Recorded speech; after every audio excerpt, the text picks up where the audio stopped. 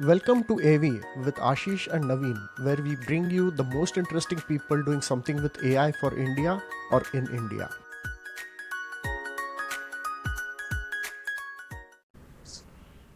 Welcome to AV, where we talk about AI in India and AI for India. Today's guest is Rohit Srivastav, one of India's foremost cybersecurity experts. He has built a company that was acquired by Quick Heal and he's exited and now on to his next company. He has advised governments, various branches of governments, large companies, small companies, and of course individuals. He has written two books, one on your privacy for individuals and one on security for businesses. So welcome, Rohit. Hey, thanks, Naveen. Thanks for inviting me. Hi, Ashish. Hi. Hi. So this is an AI podcast, and you are a cybersecurity guy. So let me start with the obvious question, right? What is AI doing to your field? The exactly same thing which is doing for every field.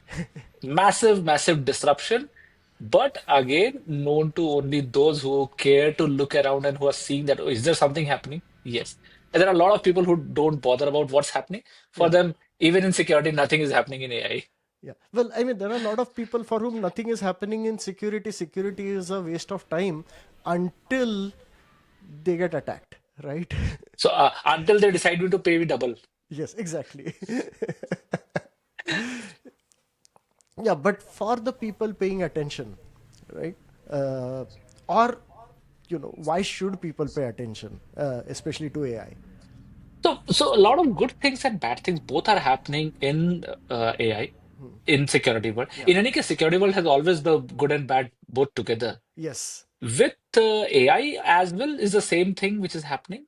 Interestingly, Yeah. a lot of stuff which we learned in past and we taught people in past is now getting fixed by AI by the attackers. I'll take an example. Oh, interesting. Uh, like we taught everyone that if there's a phishing email, look for the spelling mistake, look for the grammatical mistakes. They are like in hurry, they will just write anything and move ahead with a phishing email, Yeah. and then you will look at the email, you will fall for it. Now that spelling mistake problem is already gone. AI has already taken care of it. You don't see that problem anymore. So that's something which is AI will moving very fast. Uh, Long ago in India, we moved over to ease of operation for all of activities, including KYC process. Yeah. So today, you can't get a SIM card or a bank account without a eKYC, so to say, Right. the video KYC. Right. The video KYC is getting fooled by the deepfakes very easily these days. Oh my God. So there's a very interesting work happening where I can actually change my appearance right now into something else and present myself. And I'm talking to you. You feel that, okay, Virat Kohli is sitting in front of me and giving a Oh my podcast God. on Yeah. AI security. So that's happening. And it is very difficult for the banks or the authorities to basically do the video KYC. Oh my That's God. the bad part which is happening. Right. Again, the good part, uh, if you know about the SEEP in Pune, they always do a star awards every time. So this Yeah. time I was in the jury and we were looking at startups who are or emerging business who are coming into this domain. There's a startup based out of Pune Yeah. who has created, they won the star award as well. They have created a platform which will run live on a deep or a video interview, and on the channel itself, on the timeline, it will start marking when the deepfake is starting, when the deepfake is turning off. Oh. So basically, AI is working on both the sides, the offense and the defense. So that's what my domain is. That's what the whole industry is. It's offensive, defensive, both are working This parallelly in together. this sort of reminds me of a really funny Onion headline, which said that Listerine, the mouthwash company, right? Listerine invents and then cures bad breath, right? So first, Remember one okay. thing: any onion headline is no longer onion headline. They're all gonna get proof of someday. Yeah. No, but let's talk a little bit about this. Virat Kohli can be talking to me. Now, one of the things that happened to me and a bunch of people I know is that somebody created a fake Instagram account and then Okay. sent a message to all my friends and wanted to talk to them right? And one of them actually even talked audio call, right? Audio call. But turns out they knew clearly that it wasn't me, wasn't my voice, so it didn't work, right? But this was before AI, right? So Okay, it was before AI. you are saying that with AI, this will not be so easy to detect. I In was fact, forget audio, even video calls can happen. I was curious what shabby AI are they using because this is already solved in the attacker's Yeah, no, world. no, this was a few years back, but yeah, Yeah. now I'm exactly. So what's happening today is we have seen when people are traveling, they get a US number, a Europe number, SIM card, and then change the face of it, and then send you message that I'm traveling and I need money. Typical type of WhatsApp scam, Yeah, generally sent to the freshers or junior in the company over the LinkedIn information. yeah. Now they have started even doing a audio call on WhatsApp. So a Oh, few days ago, I got an audio call twice from a number, and I was out in a meeting, so I kept disconnecting and send. So I was looking at a number when I saw a friend's name popped up that I'm trying to reach you. yeah, I knew that okay, this is a fraud call. correct. Yeah. I picked up the call in the third instant.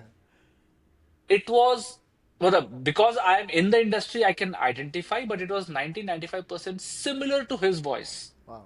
So Wow. that's already happening. And the risk is more with people like you, me, and Ashish.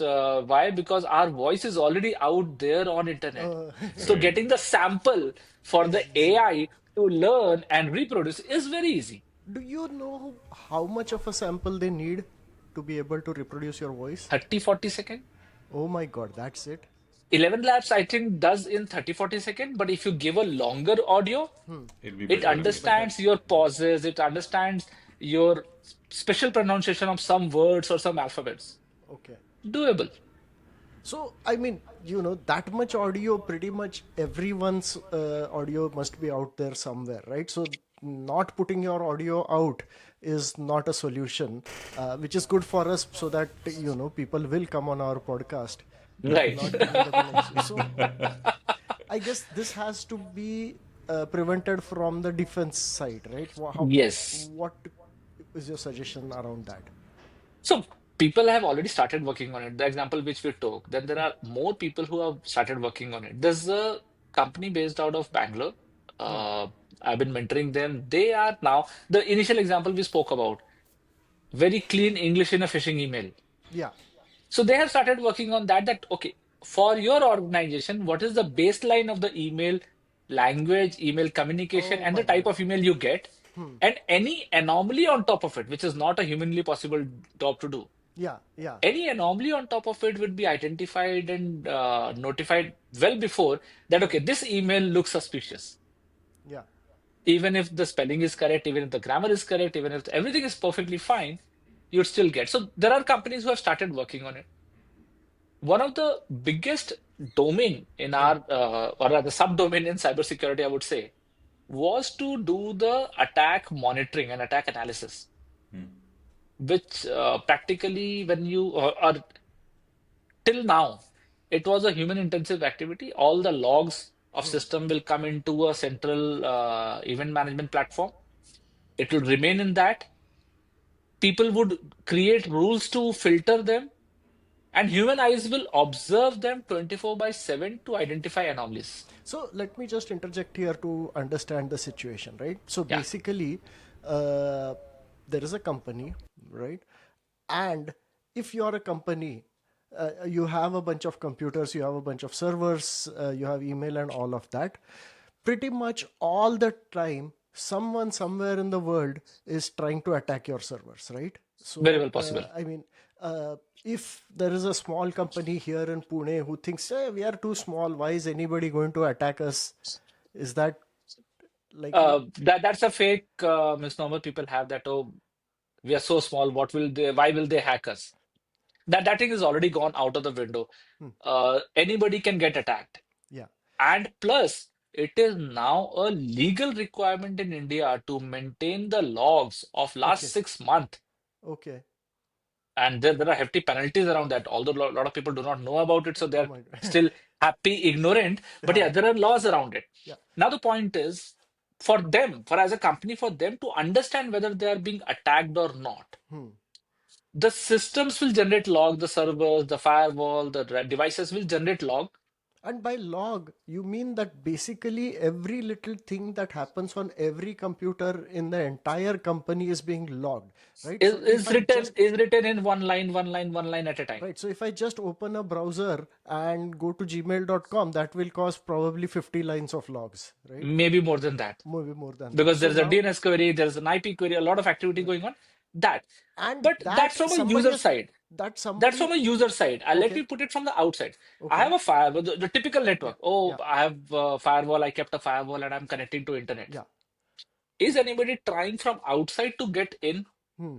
There's a continuous, always on process on the internet. Yeah. There could be automated bots, there could be attackers who are trying to just connect back to you. Hmm. Every request, every attempt Hmm. is getting recorded as a log entry. Hmm. Every outgoing is also recorded as a log entry. Yeah. Now you can think of the sheer volume of those lines of logs. Right. Just think of it for one computer versus 10 computer company versus 100 computer company versus Yeah. larger enterprises. Right. So before AI, how did they do it? Even for a well-funded company, this seems impossible. Okay, so there's something called as SIEM, Security Incident and Event Management. It's a Okay. platform Okay. where you ship all the logs into one place. So logs are not staying on my server, my firewall.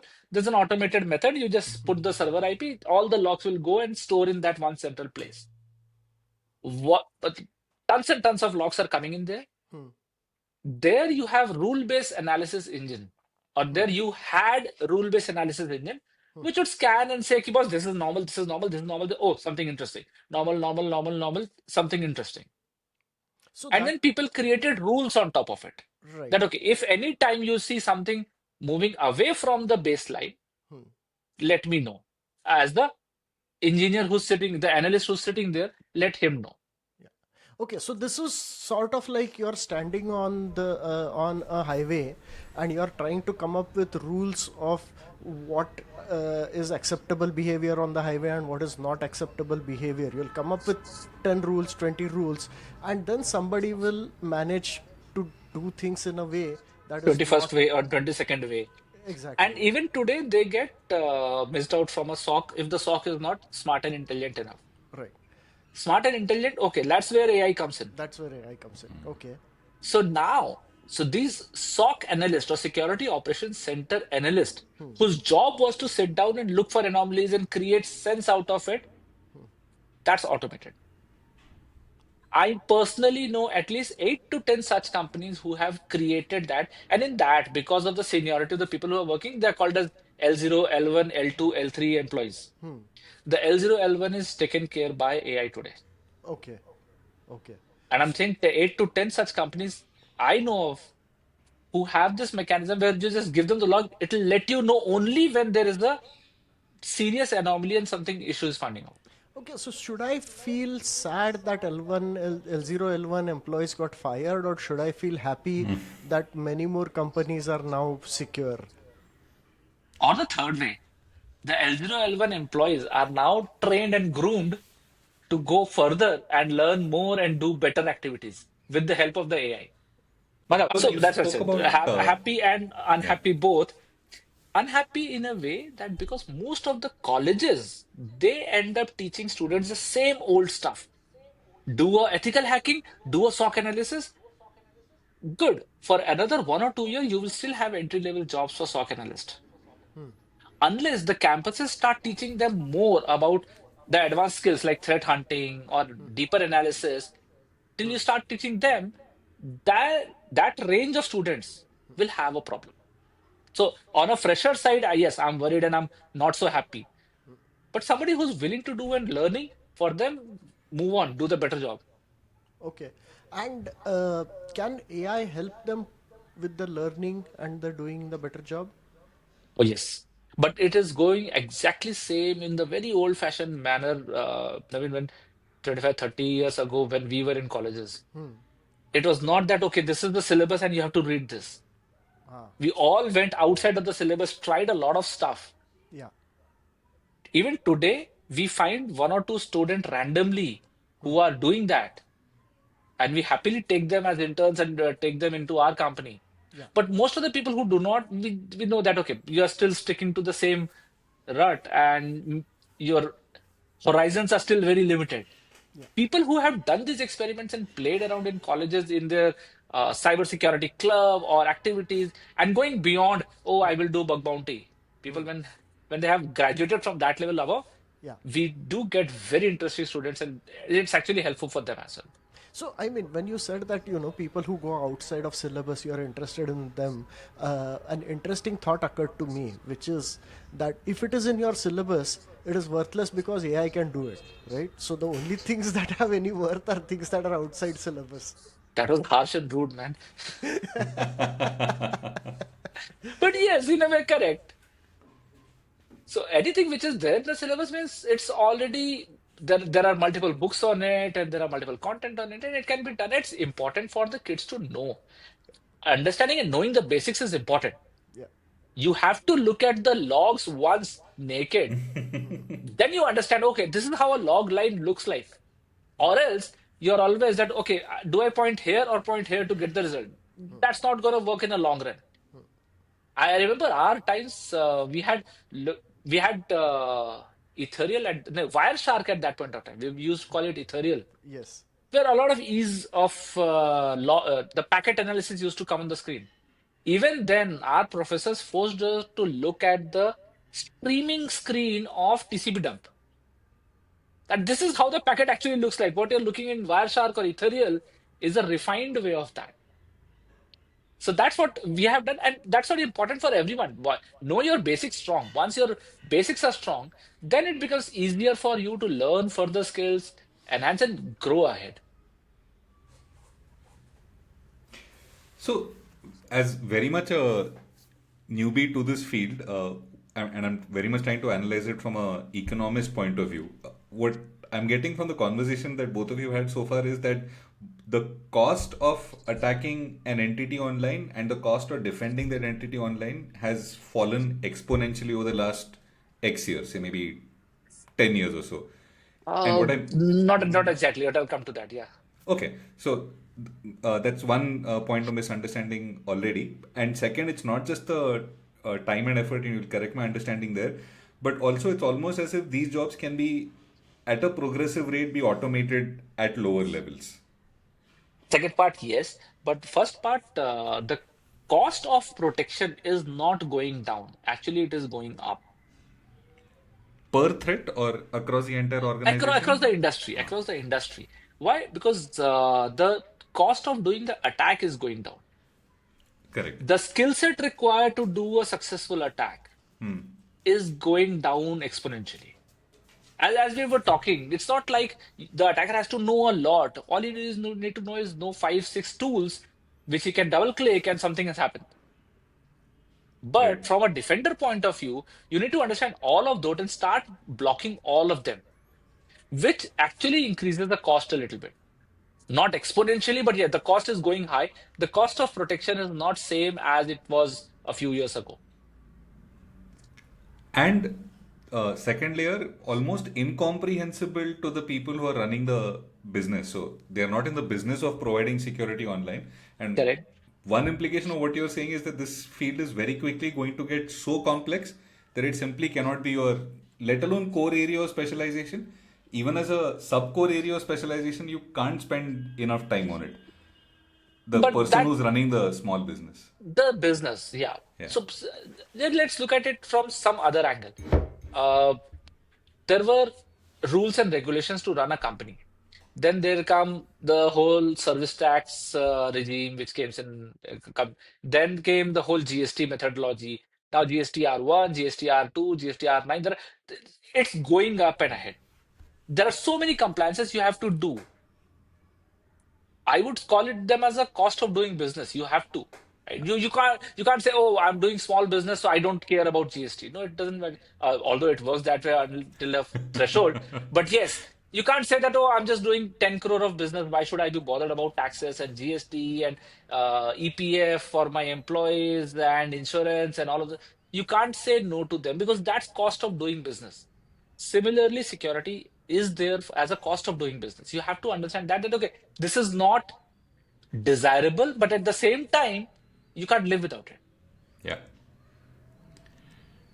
And the when I try to complete my basic chain of thought about this as an economist, the costs of not doing this compliance are also going up exponentially. Oh yes, oh yes. By which I mean, if My, you are stupid enough to not, and I'm using the word stupid quite deliberately, if you're stupid enough to not figure out baseline security services for whatever online service you are trying to sell, then in the day and age that we are living in, the threat is going to go up dramatically from here on. And it already is high, but it's going to increase from here on in. my CA always uses this line as his email signature. If you think compliance is costly, try non-compliance once. What a lovely line.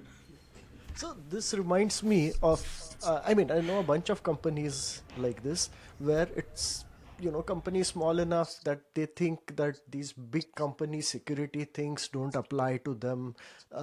So they're doing something, but it is all very lax. And then one fine day, they get attacked by ransomware. Okay, and those who don't know, ransomware basically is a malicious program that somebody has deliberately sent into your computer. It takes over your computer, then it takes over the rest of the network, or at least tries to take over as many computers in your company as possible. And what it does is it will delete a whole bunch of it will move a whole bunch of your files into a different directory, encrypt them. So now you can't use those files, you can't use that computer, you can't use that server, and you will get a nice message saying that pay so much in cryptocurrency to this address and we will unencrypt. Otherwise, your data is deleted, right? And the entire company comes to a halt, right? And that's when they end up calling Rohit and please help us and let's figure this out, and so on, right? So a couple of questions around that. Would it be right to say that earlier this used to happen once in a while? Every once in a while, you would hear of a small Pune company that got attacked like this. With AI, this is going to increase. More and more people will get attacked like this, right? Now, with Goes AI, without saying, yes. yeah, with AI, how can they protect themselves a little better? So one thing, two part to it. A, the knowledge and awareness part of it, Yeah, which is the final answer which you are looking at. Okay, yeah. if they are aware about better tools that can protect them, because it is the continuous attack thing. Hmm. And what's happening, even one add-on onto the whole ransomware industry, one more line is they're not only deleting or encrypting your data, Hmm. they're also copying it to their location so that they can sell your data. Oh, So that's oh. an additional threat. Hmm. The solution, people have used AI to create a solution for that. Or Okay. earlier, better systems, behavior analysis system, and multiple jargon names behind that. Hmm. But solutions were there. Yeah. The ransomware is the malware plus plus. Hmm. So you would require an anti-malware plus plus Hmm. for that protection. Your regular anti-malware antivirus product is not going to protect you. Hmm. You would require an advanced version of that, Hmm. which is today called as EDR, endpoint detection and response. Hmm. Always consider that as a antivirus plus plus, so to Hmm. say, Hmm. which has a lot of AI inbuilt into it, a lot of threat intelligence inbuilt into it, understanding where it is coming from, a lot of live communication online to see how serious the threat is and contain the threat or contain the, at least, even if it started at the one place, hold the, what we call it as the boom radius. Hmm. When a bomb blasts, the radius of the boom, contain the boom radius as much as you can. So there are solutions. The point is, only people who are aware of it and are considerate, okay, it is a little costlier solution, but let me get it. It will protect me. Hmm. Till the time people reach there, AI, no AI, we do not have a answer then. Okay. So the And that's a awareness. reality. And that's a reality. A lot of mid-size, even mid-market companies, Hmm. mid-market, small, medium enterprises, MSMEs, Hmm. they are not really serious on that front. Hmm. Oh, yes, sir, we have a firewall and we have an antivirus. It will be taken care of. Hmm. Good morning. The era 2010 is Yeah. over. We are in 2025. Yeah. So in that brings 2026. yeah, that brings me to two related questions, right? Yeah, One of them has to do with something you said earlier, which is that you have to keep logs for 6 months. There is a rule like that, and yeah, God knows what other rules are there that you are supposed to be following, right? In fact, I mean, there are hundreds of sets of rules, like GDPR is a rule, and this, I mean, there's so many, and it is impossible for a small business to even keep track of these things, right? And like if you said GST or something, uh, hire an accountant or a CA or somebody to do that. But a small company cannot afford to hire a security person, like whatever what is called a chief information security officer, right? So I understand that your next startup is in that area, so I want you to talk about that and tell me how AI has helped in making a partial solution to this problem. it is partial and it will remain partial for a long amount of time. But there are two parts to it. Uh, you spoke about some of the standards.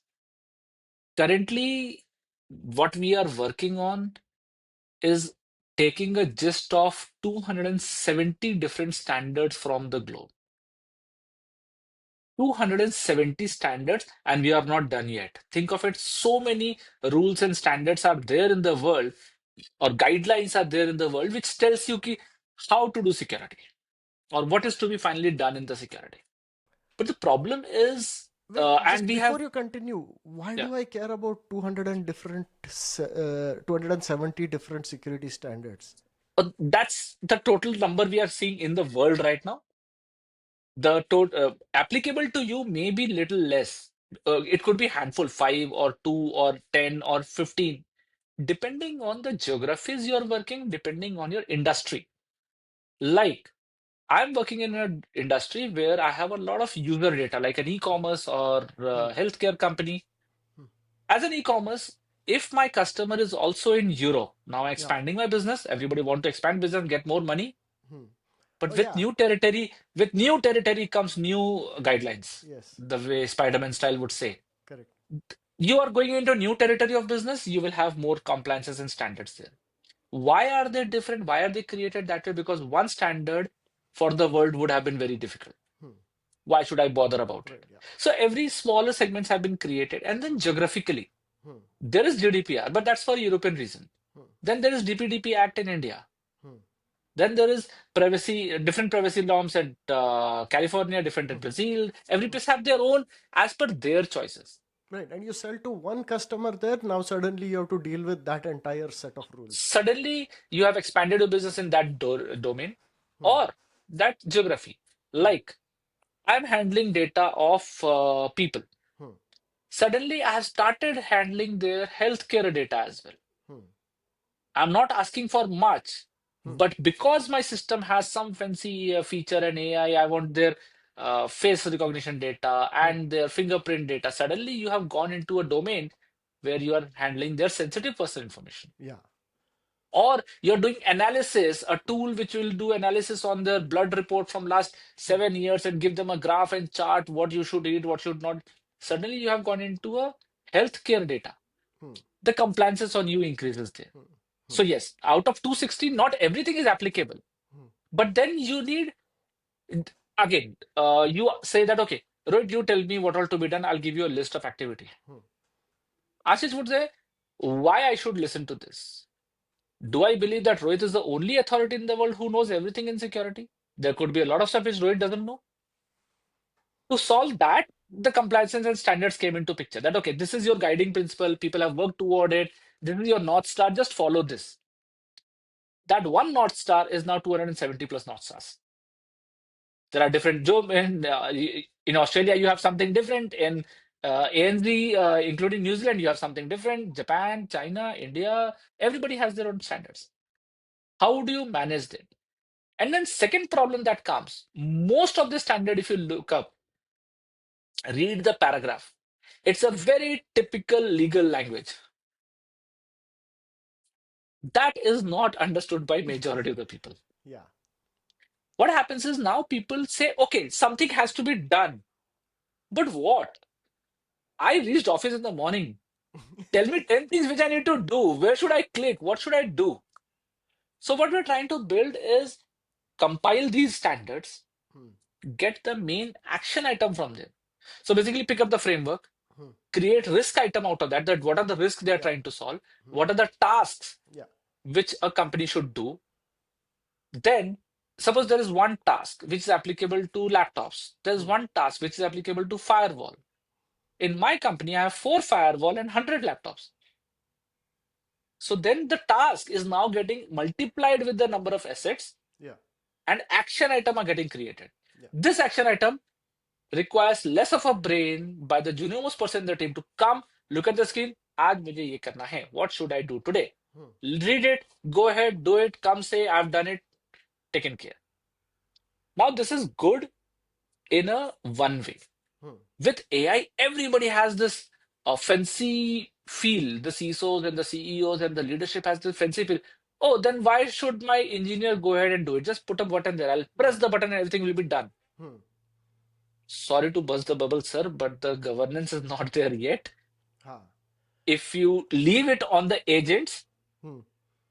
we are seeing that mishap happening right now. Yeah. What all agents are able to do, how are they moving ahead? Unless until the whole process Just and the sorry. governance around it. Just to clarify for our listeners, when you say agents, you are talking about the AI agents which are The able AI to agents. automatically go and do things for you based on a one English sentence task, right? Yeah. Right. So we went on to the EDR route. Yeah. My task says install EDR on laptop underscore Naveen underscore 02. Yeah. The person will go, double click the exe on the Windows machine, install, done, come back. It's such a simple thing. Why can't we keep a button that press the button and it will be installed? Yes, it can be done. But the whole, so that's the security problem which you're solving. But that's not the safety problem we are solving. That's not the governance problem we are solving. There are a lot of activities involved. Naveen was working on an important project right now at this moment in his machine, or he was in the middle of a Oh. presentation, and I installed something and the machine goes boof. The client is not going to say, oh, wow, agentic AI solved your problem. No, agentic AI created a problem. So basically, you require a governance in between. The human would be required to do that. But again, human cannot be required to do all governance because once I pick up a standard, I'm talking about a mid-sized company, say a 200 computers company. Hmm. When I convert my risk into task, into a asset, into applicable action items, Hmm. my applicable action item could go into thousands. Hmm. That doesn't mean that my human would be required to sit at each level and say yes, yes, yes. Otherwise, then it becomes the whole rubber stamp mentality. Yeah. You give me something for approval, approved, go, approved, go. Yeah. Then the human is also not putting his brain whether this is right or not. So that governance problem is still there, and visibly, not many people are solving that. Hmm. Automation, yes, we can do it. Security automation, yes, we can do it. Okay, there was a Gartner keyword long time ago, Hmm. a domain, a product category which was created called as SOAR, Security Orchestration and Remediation, where I would look at your SOC report, alerts, what IP is coming. Okay, this IP is known to be attacking. Then I see that, okay, that IP has been attacking to other companies in the world as well from the internet-based threat intelligence. So it said, okay, it will automatically go and block that IP everywhere. Hmm. The whole product category failed and it is no longer active. Why? Because none of the buyers were ready to accept that automatically somebody is going to go and fix things for me. Ah. I cannot take that risk because it can accidentally Hmm. do a lot harm as well. So Right. that thing is gone. So this is clearly you are in a domain where in certain areas putting AI is not acceptable and it is going to be slow. But just in creating your product, 270 Standards. standards that you had to deal with, etc. How helpful was AI there in creating the product itself? I would say yes, it was helpful. But again, we can't depend on that because of the typical AI issues of the very common word hallucination. It will go ahead and start thinking of its own. So we had to go through each line in the rows and column manner to validate that the task item which I'm saying or which I have derived is actually fulfilling the requirement of all the standards. That is something where it is difficult. The language polishing part, yes, it can do. The mapping that, okay, here are the standards, plot them on a global map that which standard is applicable, which geographical area, all of those activities is doable, easy. But we cannot completely depend on it because what we are trying to see is this platform going to help the real human beings? And for them, it is important to understand that, okay, what action has to be taken. Otherwise, pick up a legal language, give it to AI to polish it, it will create yet another complex language out of it. We don't want that. And at the same time, we want to make sure that the response which is coming in is understandable. So a lot of human touch is going on top of it to make sure that it is in the right shape. So, speaking of how dependent you were on AI to generate the product, as it were, or develop the product, given the fact that you work with a large number of people, both internally within your organizations, but also outside amongst your clients, the two kinds of errors that you might think of in the context of deploying AI in security is there might be some people who are too dependent on it, don't choose to keep the human in the loop. But I can also imagine people committing the other kind of mistake where uh, they're Not not doing it at all. exactly. Do you see any sort of correlation either in terms of age or experience or qualification in terms of which kind of people are likely to make which kind of errors? And the reason I ask is that going to have an impact on what kind of security threats those companies might see in the future? One very common thing is gray hairs bring the structure and governance. The black hair keep doing, and I also have gray hairs. Huh? The black hair always keeps you on the keyboard. I can do this. I have finished, quickly done. Yes. But the gray hair brings in that discipline, that structure to the whole problem. There are no knee-jerk reactions in the gray hair side. So the point is when the people are in that range, they're looking at possibility of attack and understanding and solving it. If you quickly want to solve everything, that's dangerous. But at the same time, one of the problem is that gray hair goes up the hierarchy and their slow pace can damage the company. Yeah. So you cannot take too much of time to fix something.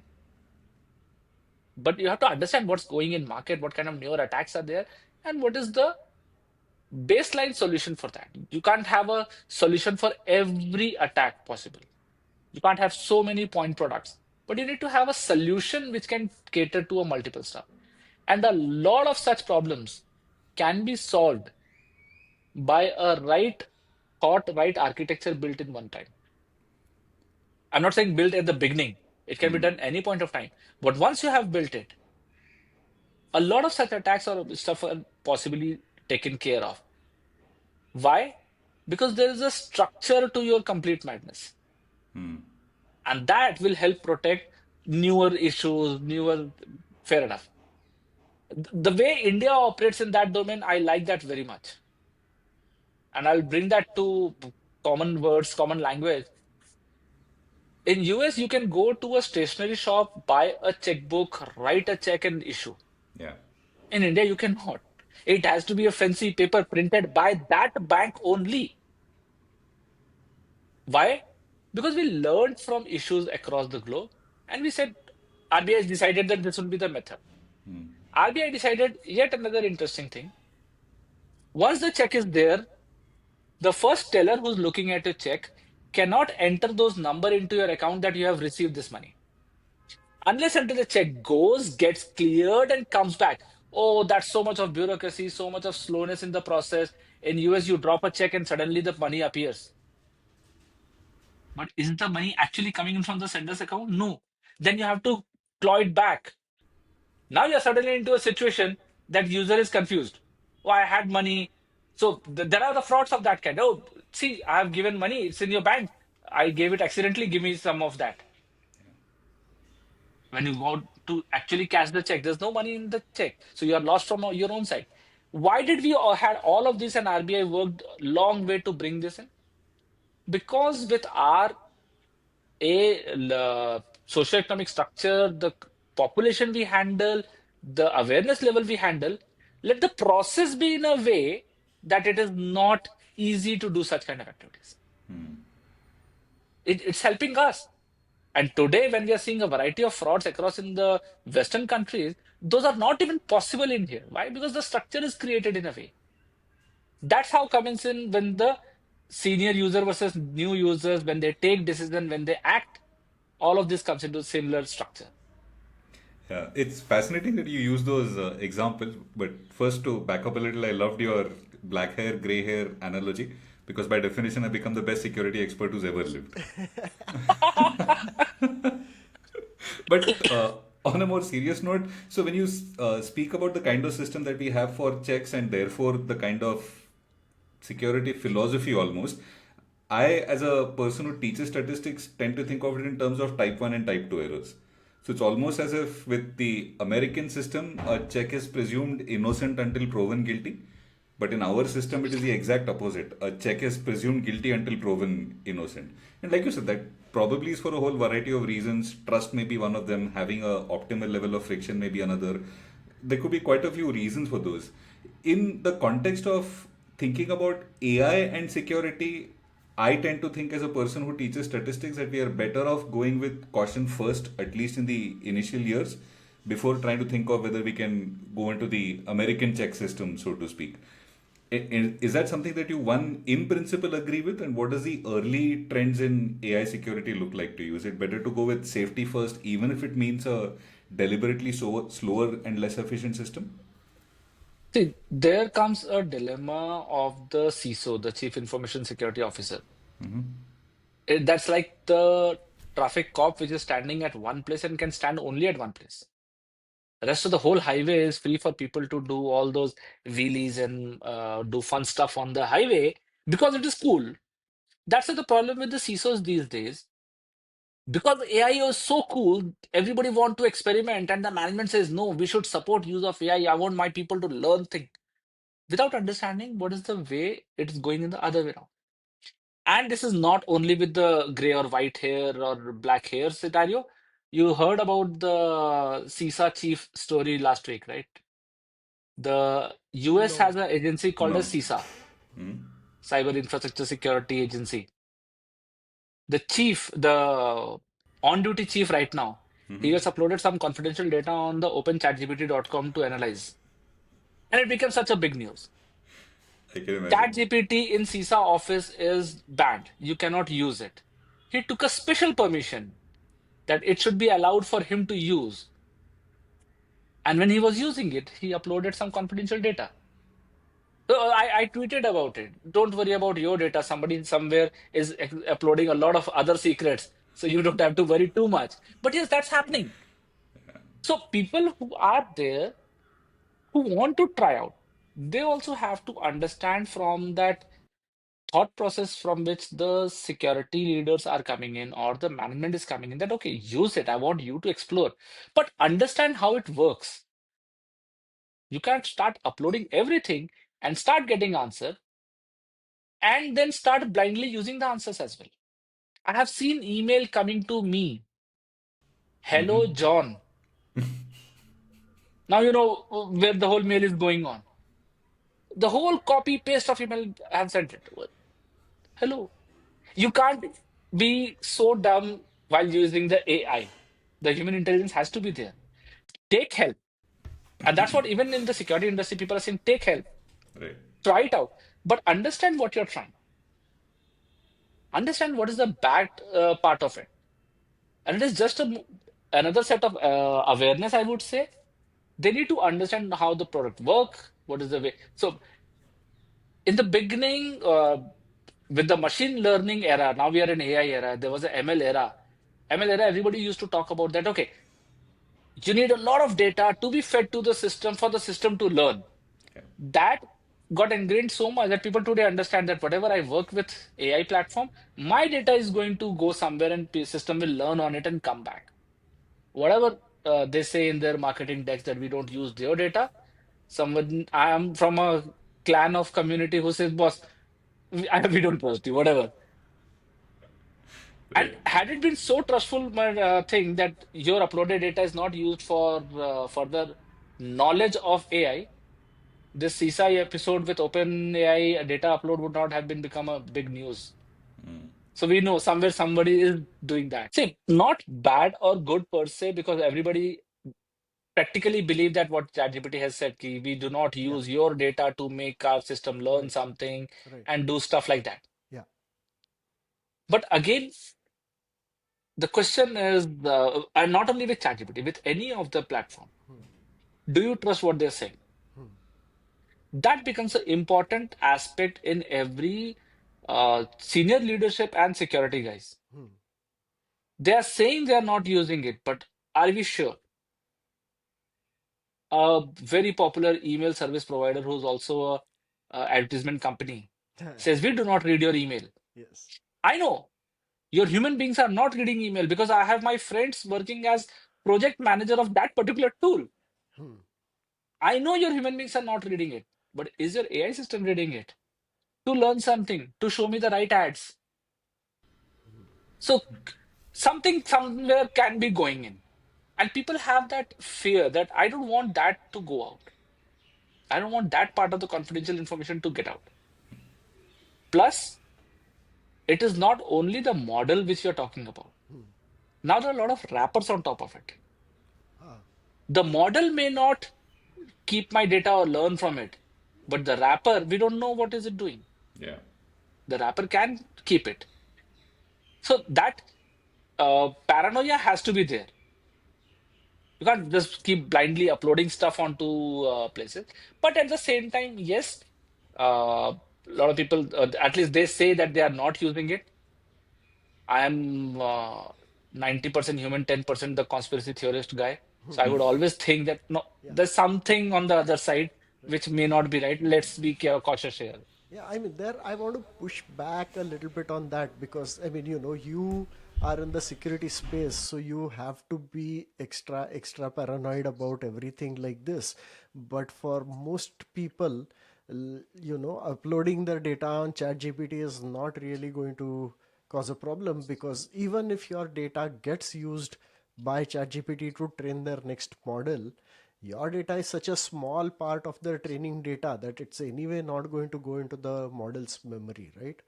But there is a different new danger that has come up, right?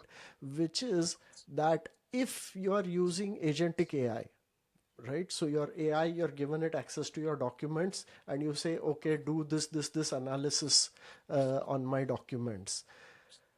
Now, if your AI, while doing analysis, it needs to look up something on the internet, right?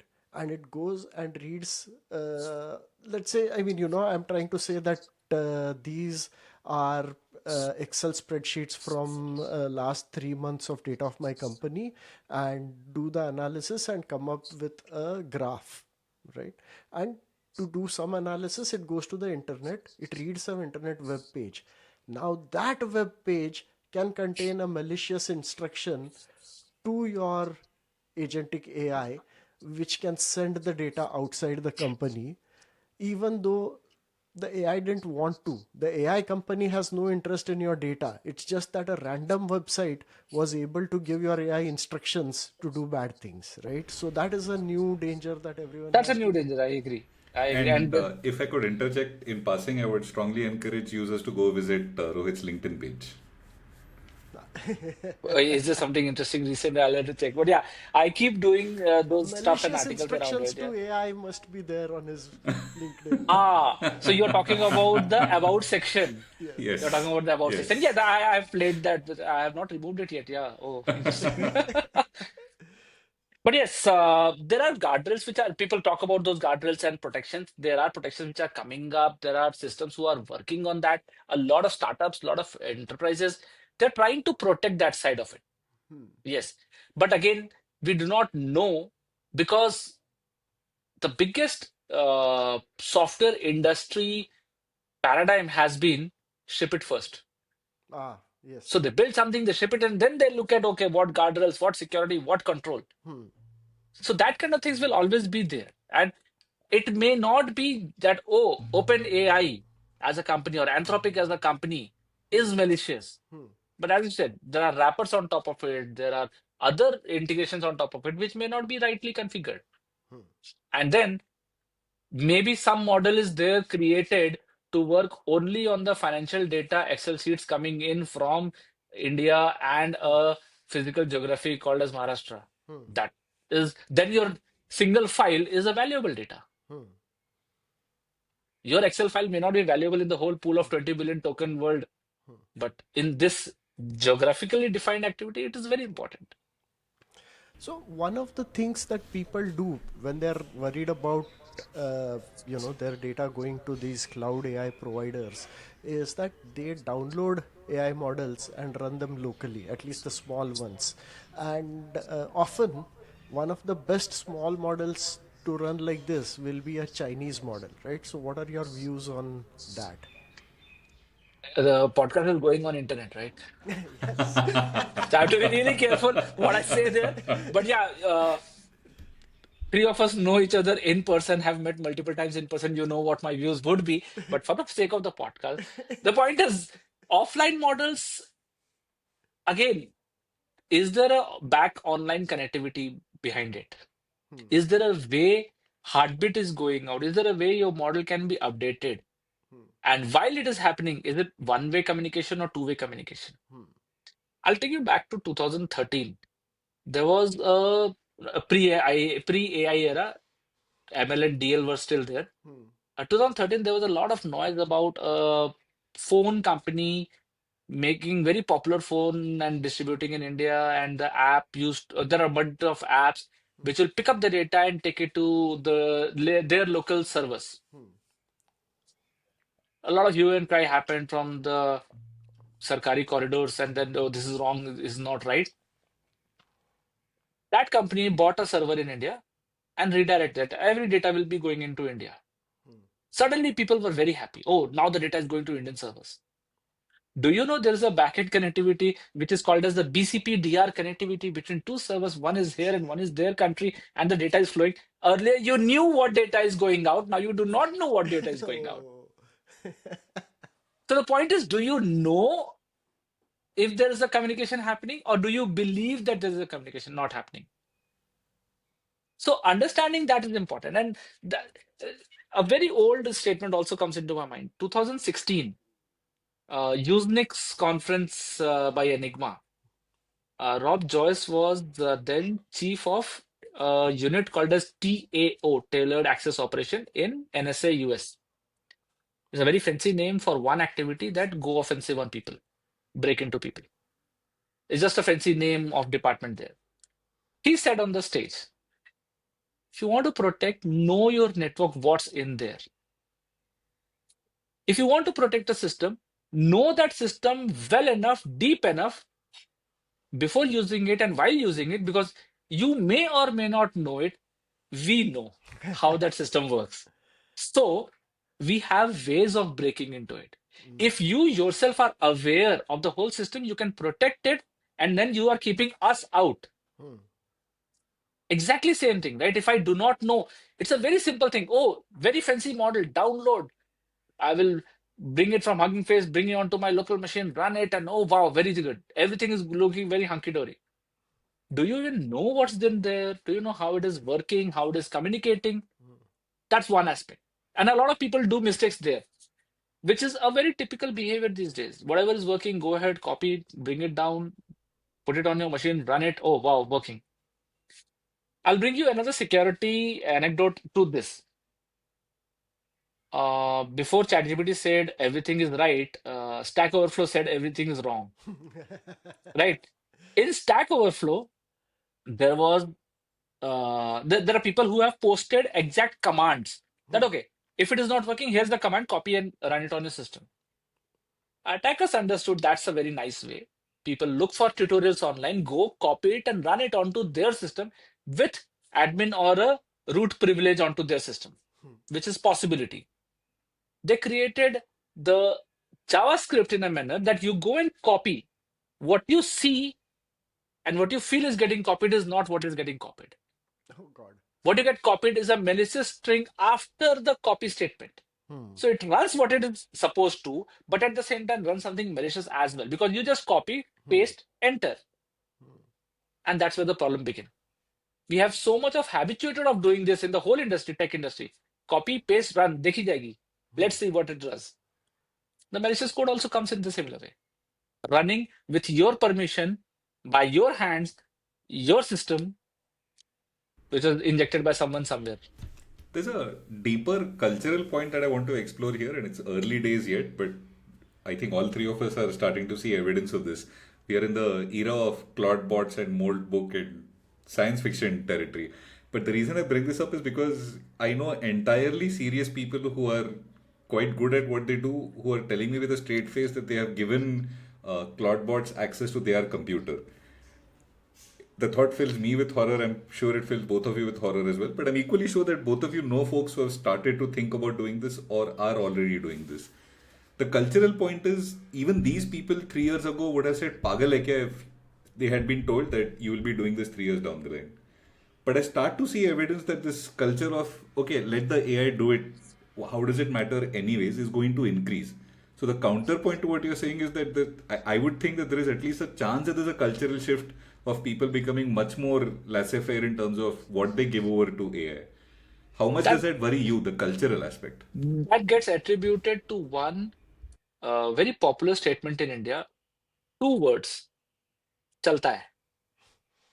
That chalta hai attitude, even in the cyber hygiene, is so much that causes a lot of damage. It will take my data, chalta hai. It can have access to a system, chalta hai. And that problem is going in a longer run. So now, then people are like, okay, fair enough. Doing it at individual level, fair, your call. But when it is happening in an enterprise world, the risk increases multifold. The boss is not saying chalta hai. The shareholders are not saying the price dropping because of a breach, chalta hai. It's not chalta hai there. And that's something which is important. It's a typical attitude issue, and we have seen a lot of that in this part of the world. That it's okay. So, I mean, one of the problems there is that in India, if somebody, a lower level employee says chalta hai, does something bad and horrible things happen, the worst that can happen to the employee is get fired, Fired. right? Whereas elsewhere, much worse things could happen. So, just the lack of enforcement or punishments or fines and things like that in India make it much easier for people to say chalta hai, which is followed by dekh lenge, right? I'm not doing the compliance which is required by the government of India because chalta hai. Right, When it will happen, we'll dekh lenge. correct. Because they know they can't do the same thing in GST, they can't do the same thing in income tax. Hmm. So they're serious कि नहीं Hmm. देखा है. Right, They have not देखा है in the security world. right. Security world, they're saying, okay, fair enough. The company data will get lost. What max will happen? They'll fire me. Hmm. I'll go join somewhere else. Hmm. So that's at the employee level. But yes, very right, Ashish. I have seen some very intelligent people now going at, let's try Moldbog Hmm. What's the or worst that can happen? the Open Claw now, right? Yeah. Yeah.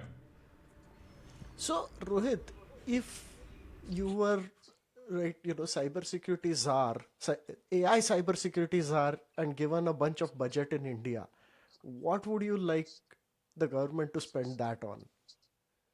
That's something where I'm really bad. I can't spend government money. I don't know how to spend government money. But yes, at the same time, there are a lot of stuff which can be done. And again, that's one thing where we see the slowness as well. Hmm. Suddenly, if I had the rights to take care of all of that, Hmm. I'll start thinking from the first principle again. Hmm. And while I'm thinking and processing and creating a team who's working together, it is already getting delayed. Hmm. And that's why governance and law across the globe is always behind Hmm. than the tech progress. Hmm. It's a standard rule Hmm. because tech, all you have to do is create a open claw stuff, try it out, and wow, fun, Hmm. cool. But the governance, the law, the backend handling of it, you have to think of that and a lot of other possible scenarios and come up with a generic activity, a generic statement, generic law there. The law cannot say, India, you are not allowed to use OpenClaw. But at the same time, the law cannot also say, India, you cannot use agentic AI. Hmm. Because then you are blocking a lot of possible development and progress as well. That is a difficult task. We are not an autocratic world where we can say anything and that has to happen in our country. No, it's a very, very difficult challenge. And much, much smarter than me, people are sitting there trying to figure out. And looking at their delays, I'm very sure if I be that person, I would add to the delay. I would not be actually reducing the time because, again, my brain goes into a different direction and start thinking all paranoias around it. I'll be adding to the delay. But yes, we have been helping a lot of agencies. I've been helping in the whole drafting of the privacy law, which we have seen a lot of activity there, a lot of initial Indian IT Act role. I've played my role. I would be happy to play that contributory role rather than the czar part of it and managing it because yes, not an easy task. At least in a country like India where you have to cater to 140 crore people, no, it is not an easy thing to run. Oh yeah, and not only that, but a lot of those people are illiterate. Lot of them, uh, so You many have to think different for languages, everyone. right? You So have to things think that for work everyone. in the West will not work here, right? But I just want to go on a tangent here because you mentioned how governance always lags behind technology, and then earlier you had talked about how gray hair is slow and uh, deliberate, whereas black hair wants to do things quickly. Both of those tie into a fascinating concept called pace layers. I'll put a link in the Yeah. description. uh, I mean, I usually find it very difficult to explain pace layers to people, but both of these are such lovely examples that there are things, Yeah. some things have to happen fast, some things have to happen slow, and the friction between them is necessary. They have to complain about each other, but both of them are necessary. Are important and required. Yeah, Yeah. yeah, Otherwise, innovation will get stopped. yes, You Correct. can't move with the upper layer pace, yeah, the lower layer pace. correct, But at the same time, you need a upper layer flexibility as well. correct. Exactly. Otherwise, you will stagnate and then you will be stuck in, like, the 19th century. Speaking of tangents, there's another tangent that I wanted to see where this part of the conversation goes. How do you assess the proficient at MS Word Excel problem in AI? So we come from a generation where everybody was supposed to write proficient in MS Word and Excel on their CV, regardless of whether you knew it or not. And even today, a lot of college students still write that line, although it means nothing in today's day and age. But if somebody says they are proficient with AI, and either you are interviewing them or they are proposing to join a firm that you are consulting, what are your tips and tricks for picking up on, अच्छा बेटा बोल तो दिया कि आता है, but now let's see whether you actually know your stuff. My question goes back to, rather, question for a question first.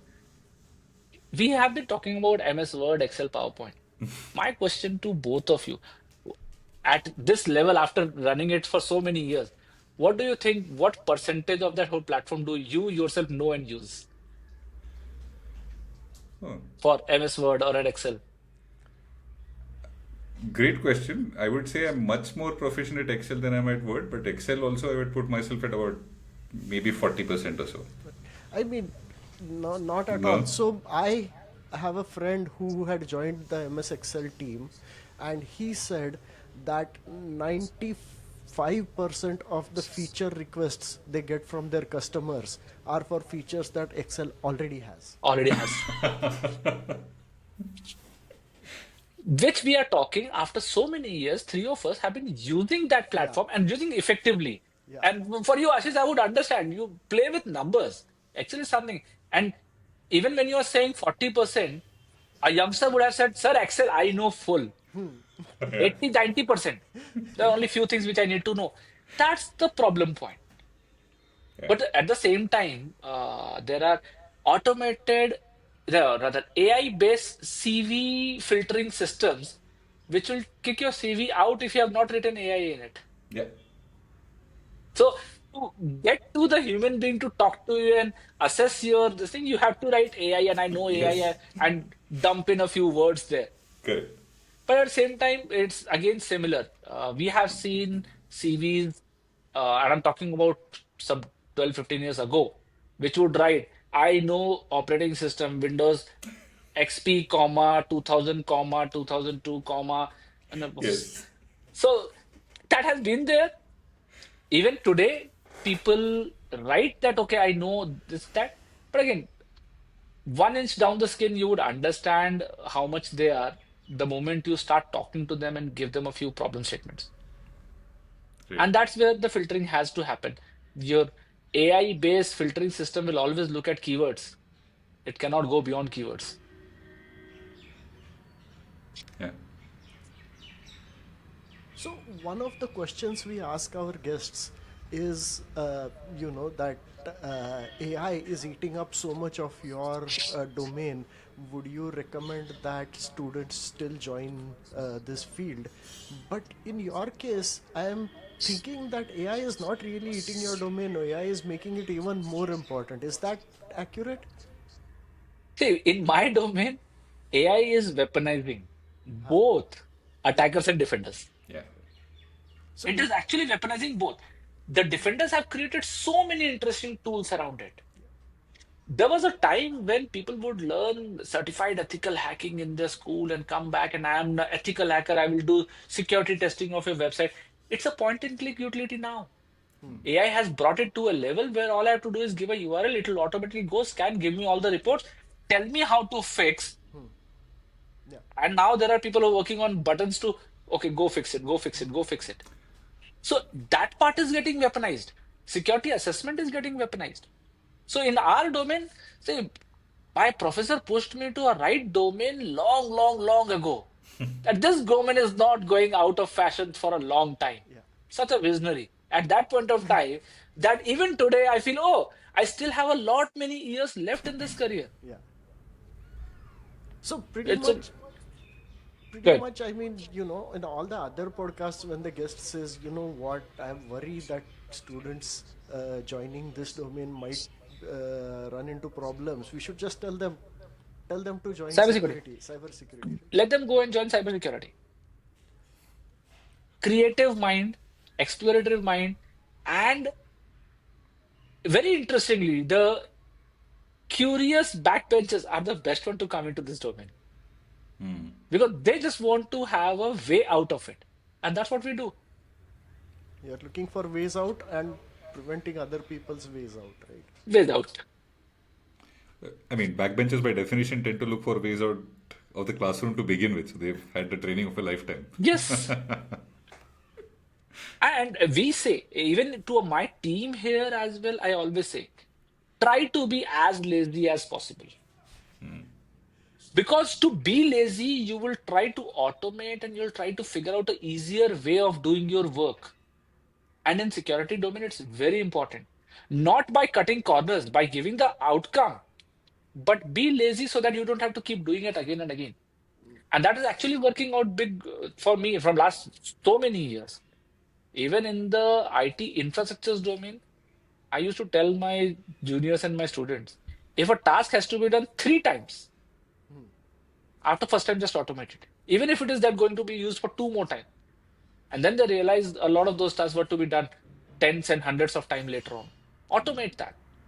Oh, and one thing I have realized now, I mean, of course, I totally agree with that, but earlier, automating a task used to be a pain because, you have to write a script, you have to do that, you have to, and it's like complicated. Some things you just not easy to do, and so on. Now, AI has become so good at automating things, and many of the problems don't exist because when AI automates something, it is not doing things itself so that it can hallucinate. It is writing a script for you. You can look at the script and you can see, okay, this looks fine, this looks fine, this looks fine. And once you're okay with the script, now you have an automation which doesn't involve AI, right? Do it only once you understand what the AI has written the script as. Exactly, right, A right. lot of people today would believe AI Uvacha has to be correct. yes, yes. AI ने लिखा है तो They, सोच समझ के ही लिखा होगा. so समझ के लिखा होगा. Right? Yeah, Yeah. AI has said it. It is right. Yeah. No, it is not. No, it is not. Yeah. We have seen interesting cases. Economic world, Ashish, you have seen those Yeah. $1 billion and $1 million reports created by Big Four, which are full of made up facts and figures, Yeah. right? Yeah. So you can't just be copy pasting and being lazy that way. Correct. You can't be lazy in that way. You can automate in the right manner. Point is, people have started thinking that, oh, I can have an application for that. And one interesting domain with all vibe coding and other stuff is a domain or a world of solowares these days. I need something only for my use. I don't care if it is the product, people are going to buy it or use it. No, I just need my work to be done. Yeah. Very interestingly, just an example, as close as home, my wife is a non-technical person. She sat down on Google AI Studio, said, I need to keep track of my kids' classes and tutors and their fee payments. Created an app. I just sat down, connected it to a repository, hosting app, a database that gave that connectivity. 15-20 minutes of my time, I'm out. She built it up to a level that the month to month tutors, trainers, classrooms, all thing is being managed on the phone. She said, I want an interface which is fitting on my phone. Yeah. You and me would have said, I need a responsive interface. No, she said, I need to work on my phone only. I will not use this on my laptop. Yeah. So give me that. AI did it for it. So there are so many things people can do, people can start. That's where the industry will grow. Yes, there would be security issues in that. Yes, if it is becoming popular, people, when the attacker get to know that that's your uh, IT exposure, so to say, you have more surface area to attack. But I'm sure even that will get solved slowly with the help of AI. I have to confess, I have been thinking of you a lot over the last couple of weeks, Rohit. And I mean that quite seriously, jokes apart. So I've been reading a large number of articles which say I connected Claude Code to my home automation system and it was easier than I thought. आजकल दिन को ऐसे you tend to read a dozen of them and every single time your face appears in front of my mind's eye. And I can see you going, hey Bhagwan. This just reminds me of that joke, but it is kind of true, right? Where I mean, regular people, they will have all kinds of home automation, and this computer and this is connected to that, and that I can control my light from my app, and I can Yeah. control the fridge and all of that. An actual security expert will say something like, the only thing connected to the internet in my house is the printer, and if it makes a funny noise, I will shoot it, and there is a gun kept next to it, right? Nothing else is internet enabled, right? So Yes, but confession, I have my whole house automated. And I mean, you have seen that already. I have my app-based thing wherever in the world I am, I can control the lights and the curtains and stuff like that. But it's differently configured in my case. My command and control center is also inside the house. I can connect to it only once I'm connecting over VPN with the two-factor authentication. So nobody in the world can control it. But yes, when I need it, I can. I don't wanted to create that kind of a situation where uh, it's like, okay, I'm still living on a flip top switches or so many gadgets. Everything is so smart these days, and I'm unable to use it. So I created that. I took an effort. But again, when I was taking all of those effort, I was like, man, this is not easy for a common man to do it. would AI help with that Yes, AI today? can guide you. AI can guide you how to do it. But you have to know what you have to ask AI. Yeah. If you ask AI, you have to do it. AI will take, okay, here's the ISO for home automation, has.io, download it, run it, and it is done. You have to be that curious that, okay, I don't want it to be connected from anywhere. How do I add a layer of protection? What do I do? How do I connect my phone? What is the way of me securely connecting from internet to my home with nobody? The answer is VPN. For you and me, the answer is, oh, put up a VPN. But for somebody else, they have to be curious at that level and then get it configured. So, would you say that a general principle that's emerging from this is that AI can be very helpful to people who have an understanding of the domain, people who have some expertise. So AI can do all kinds of things, but Yes, it can you need to be able to ask, you need to be able properly to guide it, right? guide it properly and understand the world, understand the domain. Yeah. See, connecting an home automation system and thinking about security is not very common to most of the people. Yeah. So be aware, look around the world, the way things are happening. Look at the stuff, and then you realize, okay, there is a risk. Understand that risk, and then ask that question to the AI. AI will help you on that. Because as I said, ChatGPT never says no. You are always right. It will guide you towards your direction. But it's not Stack Overflow. In Stack Overflow, you go and ask, first five comment would be, don't do it. Right. So we are moving from one world to another. It was a Yeah. human-centric world to a AI-centric world. AI is created to be your Geo. Yeah. So that's the way. But yes, if you know the domain, and that's gonna be one of the most important thing in career for a lot of people. Domain knowledge. Yeah. Coding knowledge, I don't think it will be very, very important in very near future. You Correct. don't need to be I heard somewhere, you don't need to be a software developer. You have to be a software designer now. Yeah. You have to understand what you want to design. You don't have to be software coder. You have to be software developer. You have to develop the whole thought process around it, architecture around it, write it that way. If that's being taught to kids as well, it will be gonna helpful. But if you say, okay, you are learning Python, this is the syntax. Yeah. Thank you very much. The world has moved ahead from there. Wow. Okay. Do you have any questions for us, Rohit? And even more importantly, do you have any, how should I put it, an instruction manual for our listeners to prepare them for the age of security in AI? Oof, yeah, another book I have to write. Yes. No, well, that's not gonna happen. The whole thing is the uh, guru mantra for anyone would be keep your eyes open, look what's happening. Don't take everything as, oh, this is a conspiracy theory. No. If there is smoke, there was fire at one point of time, even if it is coming from the dry ash coming up. So you have to be ready accordingly. That okay, what's happening in the world? What do I need to do? One new fancy shiny stuff, and you jump over it. Oh, OpenClaw slash Multi or Claude. Very nice, very interesting. I will put it on my laptop. Let me try. Hang on, read about it.